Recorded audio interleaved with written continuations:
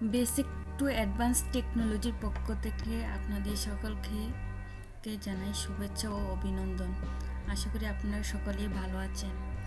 যেহেতু এটা basic to advance technology, তাহলে আমরা প্রথমে বেসিক থেকে শুরু করব। তাই আমি আপনাদের সামনে প্রথমেই কম্পিউটার সম্পর্কে কিছু ইনফরমেশন দিতে যাচ্ছি। কম্পিউটার সাধারণত দুই ধরনের হয়ে থাকে, একটি হচ্ছে ল্যাপটপ কম্পিউটার, অপরটি হচ্ছে ডেস্কটপ কম্পিউটার।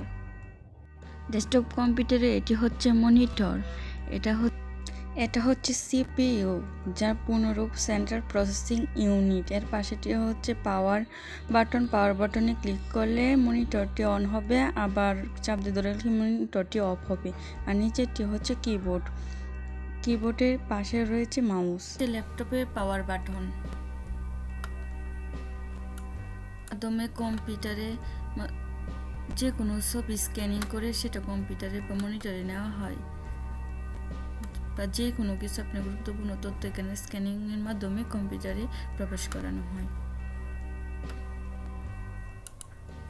এটা হচ্ছে ল্যাপটপ, যেটার পাওয়ার বাটনে ক্লিক করে ল্যাপটপ কম্পিউটারটি অন এবং অফ করতে পারেন।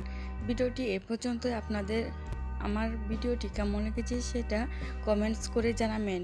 তাছাড়াও আমার এই বেসিক টু অ্যাডভান্স টেকনোলজি চ্যানেলের লাইক, কমেন্ট, সাবস্ক্রাইব করে সর্বদাই পাশে থাকবেন। ধন্যবাদ।